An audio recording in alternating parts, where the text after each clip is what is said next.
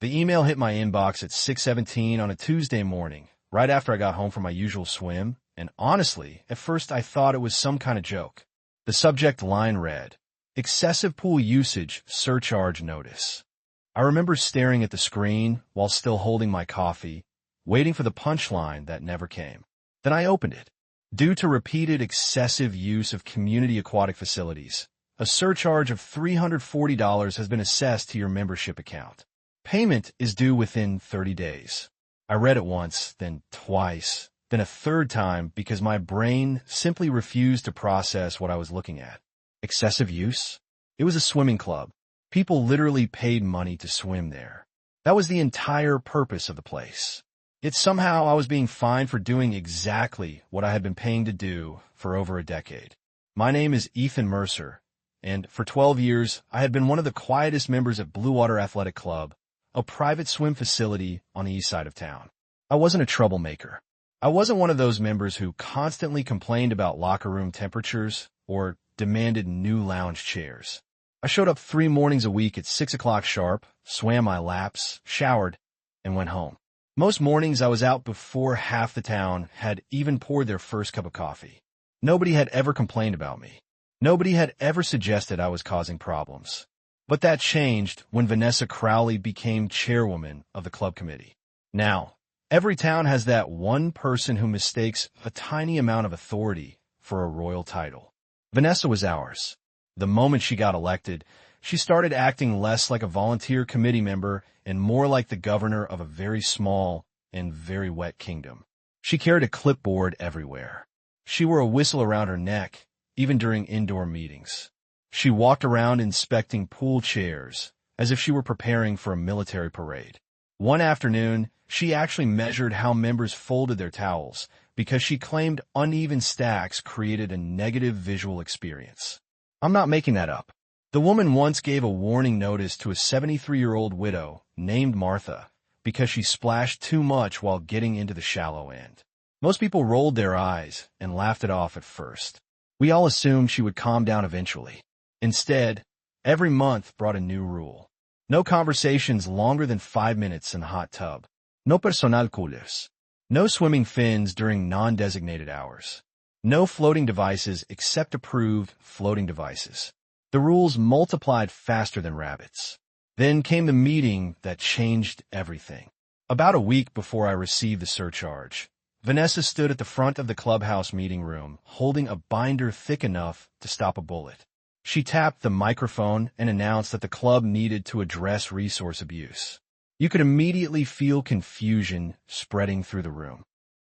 Resource abuse sounded serious. Maybe somebody was vandalizing equipment or wasting chemicals. Then she explained what she meant. According to her, certain members were using the pool too frequently. She claimed maintenance costs had increased because a small group of swimmers were placing an unfair burden on the facility. I remember hearing actual laughter from the back row. One retired schoolteacher named Leonard raised his hand and asked the obvious question. What exactly qualifies as excessive use? Vanessa adjusted her glasses, looked around the room, and said something I'll never forget. Anything I determine exceeds reasonable participation. The room went silent. Leonard blinked. That's not a definition. Vanessa smiled. It is now. Even then, I knew we had crossed into dangerous territory. Not because of the money. Not because of the pool. Because when someone starts creating rules based entirely on personal judgment, fairness disappears. Everything becomes subjective. Everything becomes dependent on whether the person in charge likes you, agrees with you, or simply feels powerful that day. This is a psychological trap that shows up everywhere from homeowners associations to workplace politics. Once authority becomes disconnected from objective standards, people stop enforcing rules and start enforcing preferences. I didn't know it yet, but that single meeting was the beginning of the end for Vanessa's little empire. After receiving the surcharge, I spent that evening reading the club bylaws cover to cover. Most people never read documents like that. They sign them and move on. But something about the whole situation felt wrong. If Vanessa had enough authority to fine members hundreds of dollars for swimming too much, I wanted to know exactly where that authority came from. So I sat at my kitchen table with a yellow highlighter and started reading. Around page 37, I found a surcharge language. Sure enough, there was a clause allowing additional fees for excessive facility usage. Vanessa hadn't invented that part, but what she conveniently ignored was everything surrounding it. The further I read, the more interesting things became. Buried deeper in the bylaws was a section discussing member resignation and competitive facilities. According to the document, members were free to terminate their participation at any time without penalty. There were no retention requirements, no geographic restrictions, no non-compete language, no limitations preventing former members from joining, creating, or supporting another swimming organization. I remember leaning back in my chair and smiling for the first time all day, because suddenly this wasn't about a $340 surcharge anymore. It was about something much bigger. Vanessa believed she controlled the members because she controlled the facility. But according to the very rule she claimed to worship, she didn't control the members at all. And right then, sitting alone at my kitchen table, I realized something that would eventually cost her nearly everything. I wasn't trapped there. None of us were. Now, before I tell you what happened next, let me pause for a second because this is where a lot of people misunderstand situations like this. According to standard procedure, organizations can absolutely create rules, collect dues, and even impose certain fees if those powers are clearly defined in their governing documents. The problem starts when leaders become convinced that having authority means having unlimited authority. Those are two very different things. From a legal perspective, bylaws are a contract, not a crown. They apply to everyone equally, including the people enforcing them. Vanessa thought she was protecting the club, but what she was really protecting was her own sense of control. This is a psychological trap that shows up all the time. When someone gets used to people complying with their decisions, they slowly start believing their opinions are the same thing as policy. That's when mistakes happen. That's when leaders stop asking, "What do the rules say?" and start asking, "What do I want?" The lesson here is simple. The moment authority stops respecting its own limits, it starts creating the conditions for its own downfall. And that was exactly what was about to happen. The next morning, I paid the $340 surcharge in full. And I know that probably sounds strange because most people expected me to fight it immediately, but I'd already realized something important the night before. The surcharge wasn't the real problem anymore. The real problem was the system that allowed one person to believe she could invent standards whenever it benefited her. So instead of arguing, I quietly mailed the payment, picked up my phone, and scheduled a meeting with an attorney who specialized in membership organizations and nonprofit governance. A few days later, I sat across from him in a modest office downtown while he flipped through a copy of the bylaws I had highlighted. He barely made it halfway through before shaking his head. "This document is a mess," he said. "The surcharge language exists, but their resignation clause is crystal clear. If you leave, you're free. No penalties, no restrictions, no continuing obligations." I asked him the question that had been sitting in the back of my mind ever since that meeting with Vanessa. Could I start another swim club? He smiled. "You could start 10 of them." That was all I needed to hear. The following morning, I submitted my resignation. No speech. No dramatica non cement. No angry email. Just a short letter thanking the club for the previous 12 years and informing them that my membership would end immediately. A week passed, then another. I started looking at alternative facilities around town. Most were either too expensive or too small until I stumbled across an old warehouse near the industrial district. The building had once housed a distribution company, but a previous owner had converted part of it into an indoor training pool for competitive swimmers. The facility wasn't fancy. There were no marble countertops, no decorative fountains, no oversized portraits of committee members hanging on walls. What it did have was a clean pool, functioning equipment, and enough space for people who simply wanted to swim without being treated like kindergarten students. The lease was affordable. The insurance requirements were manageable.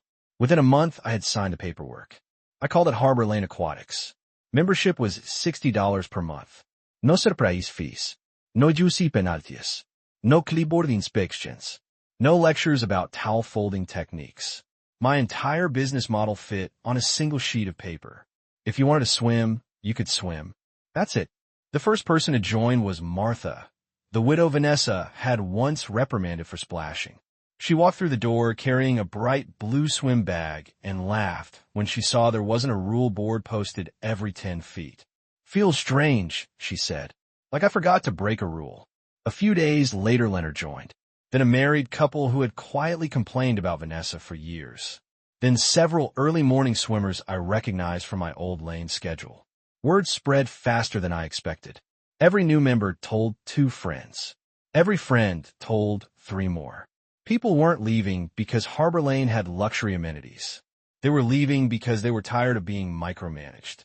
By the end of the first month, we had 30 former Blue Water members. By the end of the second month, we had 80. That's when panic finally arrived at Blue Water. I later learned that several board members had started questioning Vanessa privately about declining membership numbers. She blamed economic conditions. Then she blamed changing fitness trends. Then she blamed social media. Apparently, everyone except herself was responsible. But numbers don't care about excuses.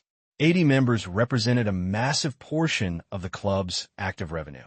Dues payments were disappearing. Program registrations were shrinking. Empty lanes were becoming impossible to ignore. Then one Thursday afternoon, I was standing near the entrance of Harbor Lane talking with a maintenance contractor when a black SUV pulled into the parking lot. The driver's door swung open and out stepped Vanessa. She was carrying a thick folder under one arm and, unbelievably, still wearing that whistle around her neck. Some people never know when a costume has become a warning sign. She marched across the parking lot like a prosecutor approaching a courtroom. "There he is," she snapped. Every conversation nearby immediately stopped. Swimmers looked up from their gear bags. Parents paused near the entrance. Even the contractor took a step backward. Vanessa stopped a few feet from me and jabbed a finger toward the building. "You are stealing my members." I almost laughed at the phrasing. My members. Not club members. Not community members. Her members. That single sentence explained everything. I stayed calm. "Nobody is being forced to come here.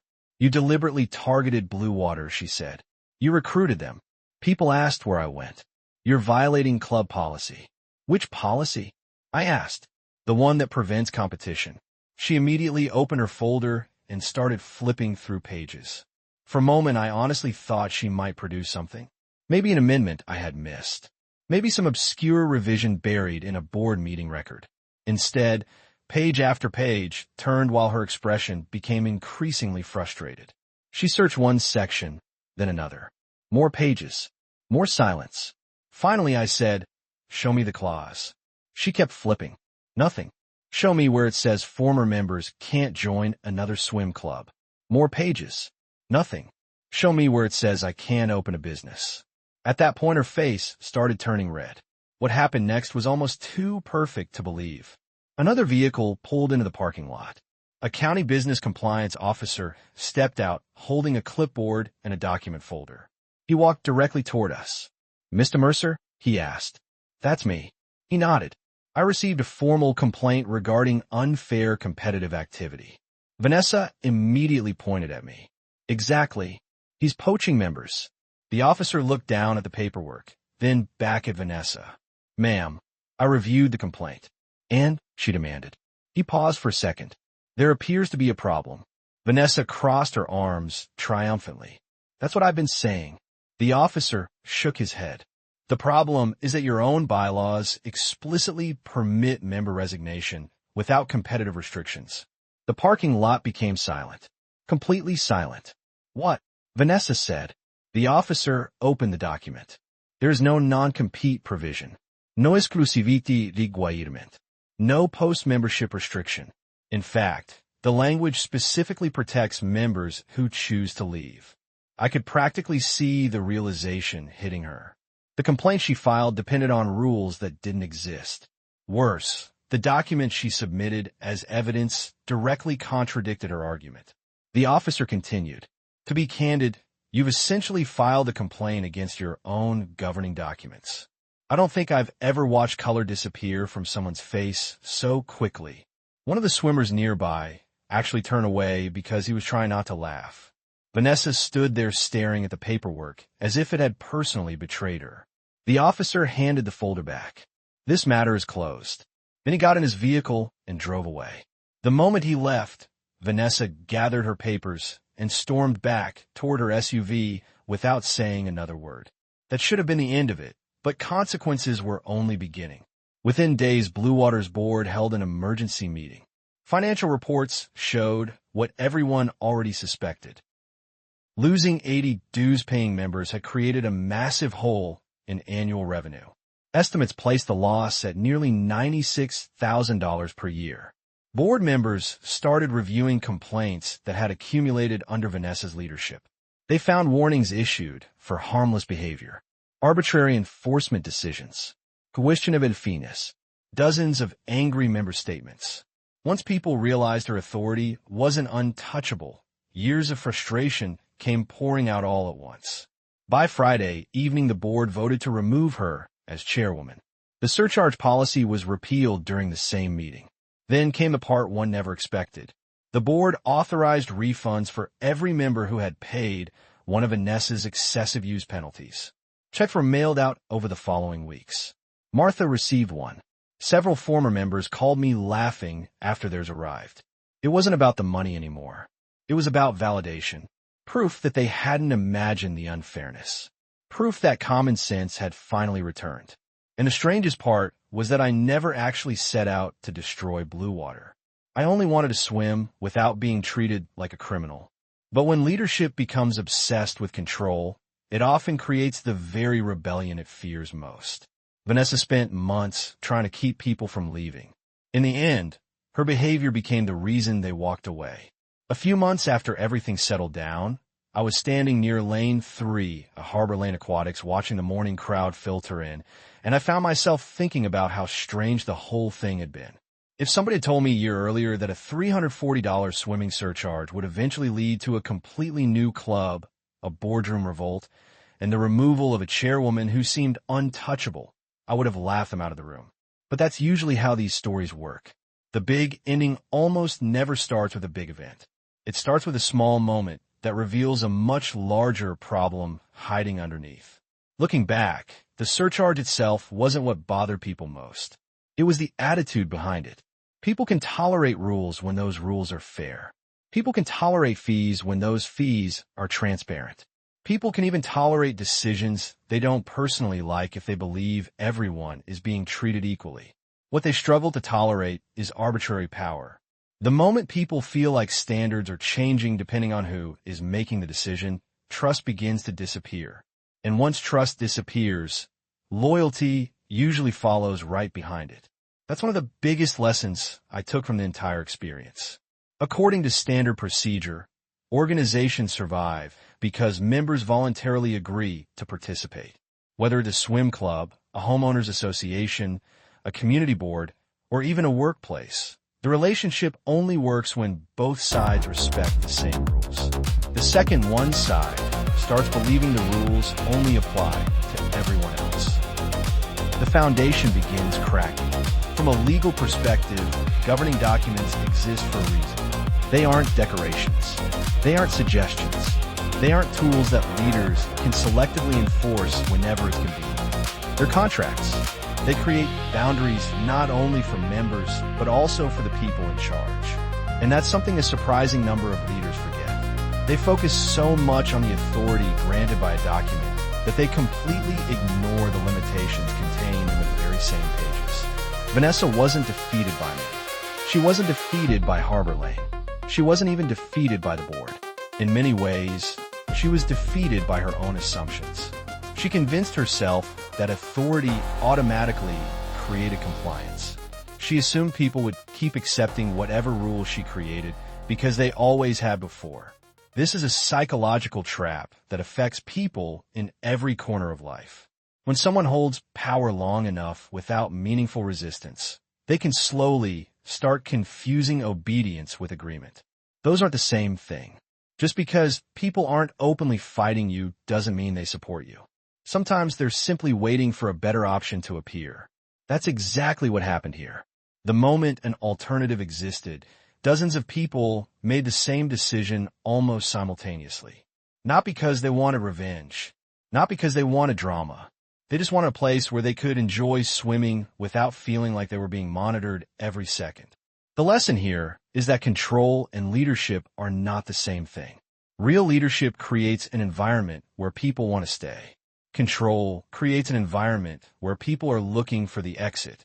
One earns loyalty, the other merely delays departure.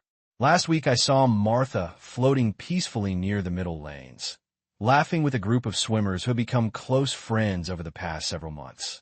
Leonard was teaching a beginner how to improve his freestyle stroke. The atmosphere felt relaxed, natural, and surprisingly simple. Nobody was worried about being fined for swimming too much. Nobody was worried about whether their towel met someone's personal standards. People were just enjoying the facility they paid to use. And honestly, that's probably the funniest part of this entire story. The solution wasn't complicated. It didn't require lawsuits, endless hearings, or years of conflict.